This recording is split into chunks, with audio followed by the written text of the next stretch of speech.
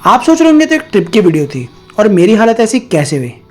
क्या हुआ कि मैं चलते चलते इस लेक में गिर गया। मैं था इंडिया की एक ऐसी लोकेशन पे जहाँ का ऑक्सीजन लेवल था सिर्फ 9% और 3 दिन से ट्रैवल करते करते मेरी बॉडी तो पहले से ही एक मिनट शुरू से बताता हूँ, क्योंकि ये ट्रिप सिर्फ मेरी नहीं है और 3 कॉर्पोरेट मजदूरों की है जो आए थे अपनी मजदूरी से छुट्टी लेकर ट्रिप पे फन करने, एंजॉय करने, रिलैक्स करने। बट जब मैं इनसे पूछता कि भाई ट्रिप पे कैसा लग रहा है, ये एक ही बात बोल रहे थे, ये हूँ मैं, एक कॉर्पोरेट मजदूर, और आज की मजदूरी बस खत्म ही होने वाली है। वैसे तो ये मजदूरी जब भी खत्म होती है मैं खुश ही होता हूँ, बट आज कुछ ज्यादा खुश हूँ। बट मुझसे ज्यादा खुश है मेरे 3 दोस्त। सबसे पहले ज्ञानी स्नेहदीप, क्योंकि भाई को ज्ञान देने का बड़ा शौक है। दूसरा इंट्रोवर्ट नैन, क्योंकि बहुत ज्यादा शर्मीला है, देखा। और तीसरा हमारे ग्रुप का ड्राइवर आरुष। और हम सब आज इतने खुश इसलिए हैं क्योंकि हम जा रहे हैं अपनी 10 बार कैंसिल ट्रिप लद्दाख पे।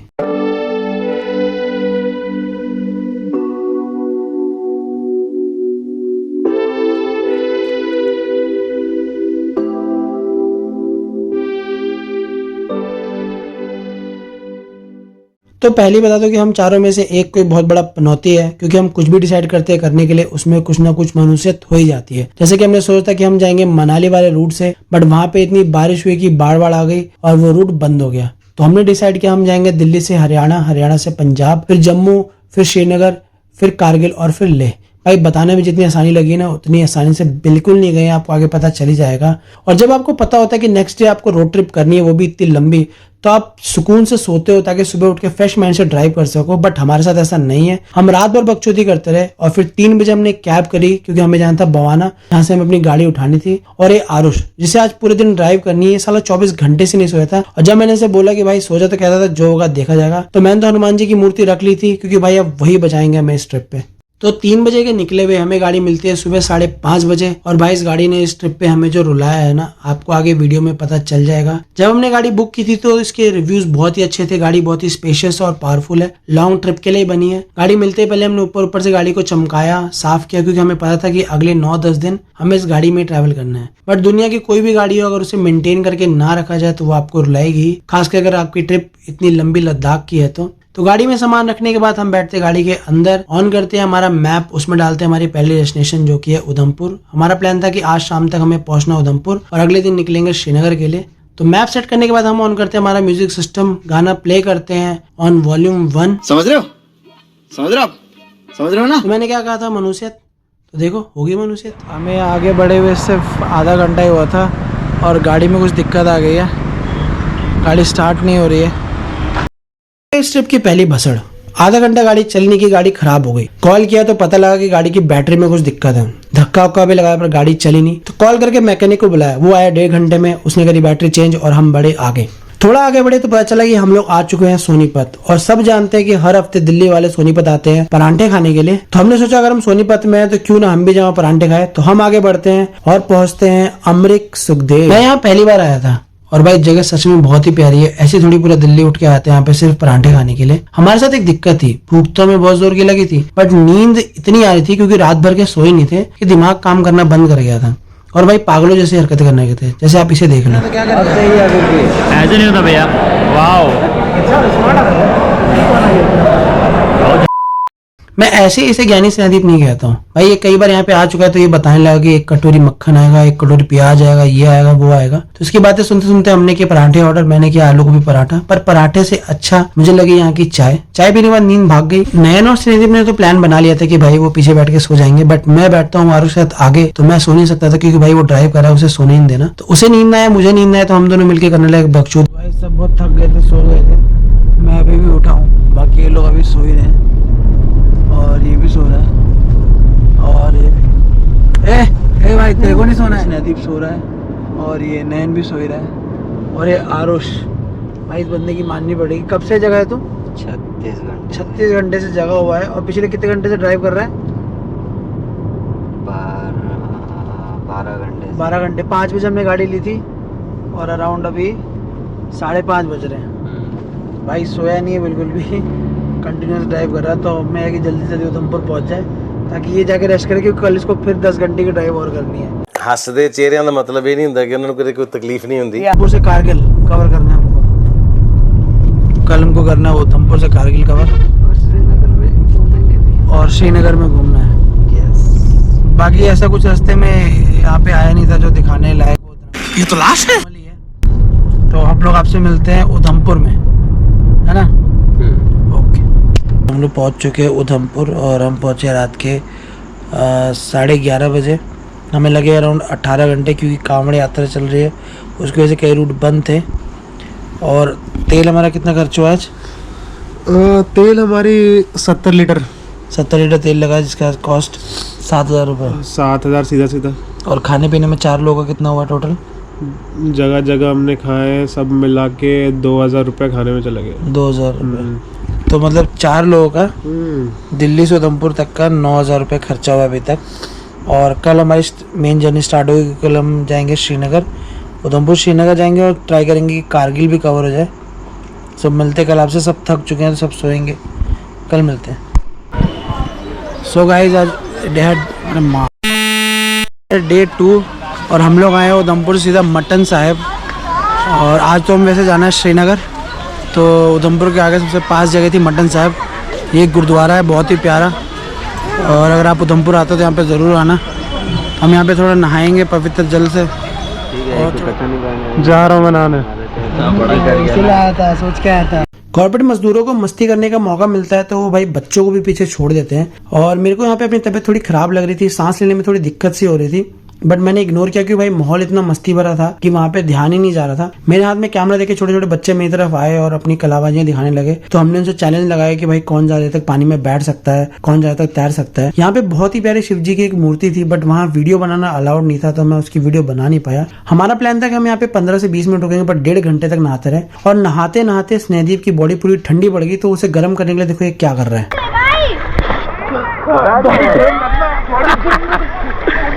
1.5 घंटा नहाने के बाद हम गए गुरुद्वारा, और गुरुद्वारे में वीडियो बनाना अलाउड था, तो मैंने वहाँ की वीडियो बना ली। आप लोग देख सकते हो।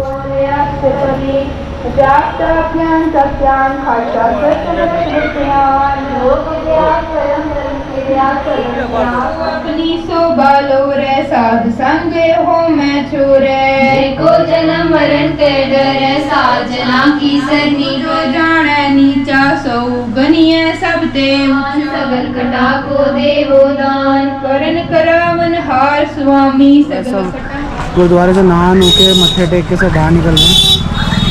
आ गया। अगर आप उधमपुर से श्रीनगर जा रहे हो तो आप मटन साहिब गुरुद्वारा आ सकते हो। बहुत अच्छी जगह है। यहाँ गौरी कुंड में नहा के तो मत्था टेक के एकदम माइंड फ्रेश हो गया है। जो भी थकान थी कल की ट्रैवल की वो पूरी ख़त्म हो गई है। सो अब हम मटन साहिब गुरुद्वारा सीधा निकल रहे हैं पहलगांव, क्योंकि हमने थोड़ा प्लान चेंज किया है। हम श्रीनगर में जाके पहले हम पहलगांव जाएंगे, फिर वहाँ से देखेंगे श्रीनगर जाने को। सो मिलते हैं आप सब पहलगांव में। पहलगांव की तरफ जा रहे थे और हमने एक वैली देखी जहाँ पे सिर्फ सेब के पेड़ लगे हुए थे, तो हमने सोचा क्यों ना ऑर्गेनिक सेब खाएं पेड़ों से तोड़ के।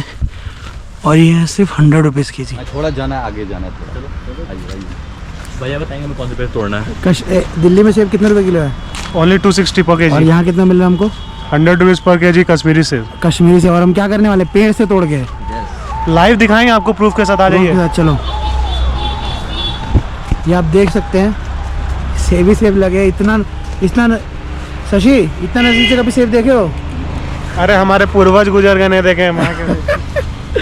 ये आप देख सकते हैं कि हम लोग आगे वैली में सेब खाने के लिए वहाँ इसी सब के लिए तो आए थे।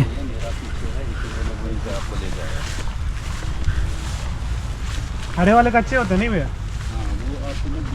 हरे वाले और महंगे मिलते हैं। सब ट्रिप ज़रूरी होती हैं और ये सब तभी पॉसिबल होता है आप अपने फ्रेंड्स के साथ आओ। घर वाले थोड़ी ऐसे रास्ते में रुकने देंगे और बोलेंगे कि सेब खा लो पेड़ से तोड़ के। सब दोस्तों के साथ ही हो सकता है ये सब, है कि नहीं शशि? थोड़ा सा फास्ट कर। हाँ ठीक है, ये वाले ना समझा रहे तोड़ने। देख मैं शशि, हाँ फ्रेश है भाई, फ्रेश। हाँ 4 तोड़ो ना, 3 6 तोड़ लूँ भैया, कितने? 6 ये इधर से तोड़ो, इधर से। कौन सी वाली बताइए आप? कोई भी सर, तोड़ दो। हाँ ये वाला एक बार दिखा पे। सबसे पहले स्नेहदीप खा के दिखाएगा, एकदम ऑर्गेनिक। कैसा है? रसदार और मीठा है? हुआ वो आरुष एक नंबर, खा के देखो। पूरा नयन की तरह मीठा। नयन क्या कर रहा है तुम्हारा इस पे? अम्मा बहन पे आ जाऊंगा मैं, इनकी अम्मा बहन पे आ जाऊंगा। अच्छा है। How is it? एक नंबर मीठा। इससे अच्छा क्या होगा बताओ? क्या होगा? कश्मीर में आके ऑर्गेनिक सेब खा रहे हैं, ये लोग दिल्ली में बैठा हुआ है, बताओ। काटेगा। तो हम एंटर करते हैं पहलगाम में, जो कि प्लान में था नहीं, पर दोस्तों के साथ क्या प्लानिंग। मेरा मन तो नहीं था जाने का, बट यहाँ मेजोरिटी विंस 3 गए तो चौथे को जाना ही पड़ेगा। फाइनली हम लोग पहुँच चुके हैं पहलगाम। वैसे पहलगाम में ऐसा कुछ ज़्यादा व्यूज़ नहीं है, देखने को पॉइंट नहीं है। आगे वैली, और हम लोग जा रहे हैं लद्दाख, तो यहाँ पे रुकना ज़्यादा मतलब सही नहीं रहेगा। हम लोग आगे ही बढ़ेंगे द्रास की तरफ, बट हमने सोचा एक पॉइंट हमें दिखा है तो यहाँ पे थोड़ा मैगी शैगी बनाएंगे और खाएंगे। तो हमें दिखता है व्यू, जो कि बहुत ही प्यारा था। सारे लोकल्स वहाँ के पिकनिक मना रहे थे, और हम भी अपना सिलेंडर लेकर आए थे। ये हम हर ट्रिप पे करते हैं, जब भी कहीं ट्रिप पे जाते हैं अपना सिलेंडर साथ लेके जाते हैं। कोई भी अच्छा पॉइंट दिखता है वहाँ बैठते हैं, मैगी बनाते हैं और खाते हैं। सो यहाँ भीड़ बहुत थी, तो हमें खाली पॉइंट देखने लगे जहाँ पे हम अपनी मैगी बना सकते हैं। पॉइंट है मस्त एकदम, नदी वदी बह रही है, यहीं पे हम लोग मैगी बनाएंगे, यहाँ पे बनाएंगे, यहाँ बैठे। तो पॉइंट मिल गया, और मेरा बड़ा मन था कि मैं नदी से पानी लेके मैगी बनाऊं, बट ये मेरी इच्छा ही रहेगी, क्योंकि भाई नदी का पानी इतना गंदा था। फिर मैंने नॉर्मल पानी से ही मैगी बनाई। अब पॉइंट मिल गया, पानी भी मिल गया, बट मैगी बनने में एक दिक्कत ये होती कि सिलेंडर जल नहीं रहा था, क्योंकि हवा बहुत तेज चल रही थी। तो आरुष हीरो बन के आया, कहता मेरे को बहुत एक्सपीरियंस है, मैं जला के दिखाता हूँ। तो भाई ने गैस जलाया कि नहीं जलाया, पर अपना हाथ जरूर जला लिया। ये आजकल के नौजवान तो जलाएगा अगली बार। जला गया ये पूरा पानी। तो आग जली, मैगी भी बनी और हमने खाई भी, पर वीडियो नहीं बन पाई, क्योंकि कैमरामैन ने ध्यान नहीं दिया कि गोप्रो की बैटरी लो हो चुकी है, और इतनी लो हो गई कि गोप्रो बंद ही हो गया। तो हमने मैगी खाई, फिर हम पहलगाम से आगे बढ़ते हैं श्रीनगर की तरफ, पर रास्ते में एक नई भसड़ हमारा इंतजार कर रही थी। सुबह दादा हम लोग निकले थे पहलगाम से, और हमने सोचा था कि हम कवर करेंगे सोनमर्ग, बट सोनमर्ग से पहले पड़ता है एक जगह मनीगाम।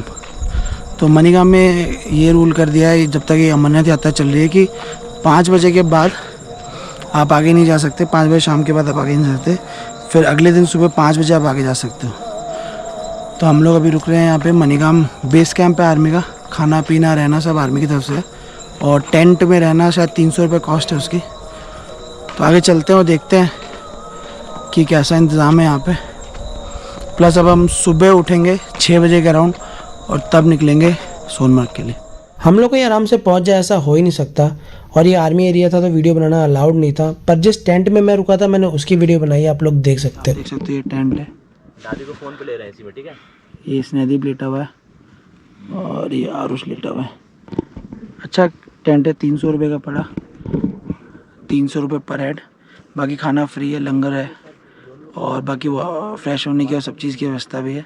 तो अब हम यहीं पे रुकेंगे रात भर, और हम निकलेंगे यहाँ से सुबह 6 बजे सोनमर्ग के लिए। हम लोग की ट्रिप का है डे 3, और कल जो हम निकले थे पहलगाम से सोनमर्ग की तरफ, तो जैसा मैंने बताया था कि हम लोग मनीगाम में रुक गए थे, क्योंकि यात्रा की वजह से 5 बजे के बाद वहाँ से आगे जाना अलाउड नहीं है। तो हम रात भर कैंप में रुके थे, मैंने कैंप का भी सीन आपको दिखाया था। खाना वाना खाया था हमने वहीं पे, और फिर हम वहाँ से सुबह 6 बजे निकले। अब हम जा रहे हैं जोजिला पास की तरफ। हम लोग ये थोड़ा सा व्यू है, आप देख सकते हो।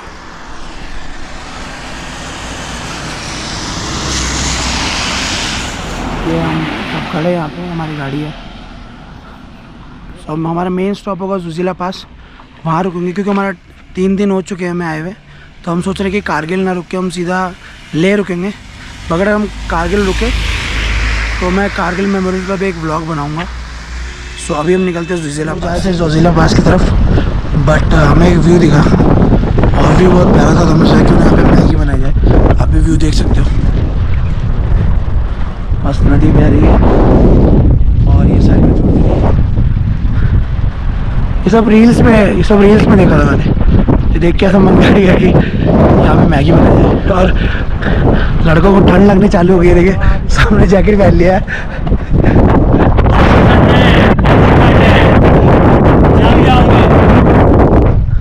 अब इसी के पानी से पानी साफ लग रहा था, इसी से मैगी बनाते हैं और मैगी खाते हैं। सबसे पहले स्नेहदीप पानी भर रहे हैं, यहाँ से निकाल लो भाई। इससे नेचुरल क्या हो सकता है, नेचर से पानी ले रहे हैं, हवा चल रही है। सेफ साइड के लिए व्यूअर्स आप यूज़ करके पानी के ऊपरी सतह से पानी हमेशा साफ करेक्ट, यहाँ दे दिया। मैगी बन चुकी है और सब मैगी खा रहे हैं। यारुष खा रहा है, नैन और शशि। तो बस हम लोग ने मैगी वैगी खा लिया। हम यहाँ से निकलेंगे सीधा जोजिला पास डायरेक्टली। अब कोशिश करेंगे सीधा जोजिला पास ही रुके। और हम जहाँ भी कुछ बना रहे थे या खा रहे थे तो अपना पूरा गंद जो भी फैला रहे थे वो सब उठा रहे थे और उसे ले जाके जहाँ कहीं भी डस्टबिन दिखता था वहाँ डाल देते थे। ये मैं इसलिए बता रहा हूँ क्योंकि जहाँ पे हमने बनाया और खाया वहाँ पे पहले से कूड़ा मौजूद था। तो अगर आप पहाड़ों में जाते हो, कुछ बनाते हो या खाते हो तो अपना कूड़ा अपने साथ लेके जाओ। इस बढ़िया से पॉइंट से निकल रहे हैं। शशि की लग रहा है थोड़ी तबीयत खराब हो गई है, ठंड लग गई है। यहाँ पे टेम्परेचर 10 डिग्री है, 11 डिग्री है, आप इसको देख सकते हो। हमारे ग्रुप का ही मैन है, 10 डिग्री में टी शर्ट में घूम रहा है। मैं भी टी शर्ट में हूँ। नैन ने पूरा गियर अप कर लिया अपने आप को। इन सबको बात मत मानिए, बहुत ठंड है, ठंडी की हवा चल रहा है, हालत खराब हो जा रहा है भाई। ठंडी महसूस करने पे लगती है, खाली फील मत करो। बढ़ रहा है जोजिला पास की तरफ। अब देखते हैं आरुष हमें कहाँ तक लेके जाता है। भाई जोजिला पास लेके जाएगा ना सीधा? अगर पहुंच गए तो ठीक है भाई, अगर पहुंच गए तो मिलते हैं आपसे जोजिला पास में। इतना जोजिला पास बोला फिर भी सीधा कारगिल लेकर आ गया। भाई यही होता है जब आपके हाथ में स्टीयरिंग ना हो, ड्राइवर आपको कहीं भी लेके आ सकता है। खैर जैसे हम कारगिल पहुंचे मौसम काफी बदल गया था, बारिश हो रही थी, ठंड भी थोड़ी बढ़ गई थी और कारगिल में एंटर करते ही भाई हमें ऐसा व्यू दिखा कि हमें पता चल गया कि हम कारगिल आ चुके हैं। आप भी देखो।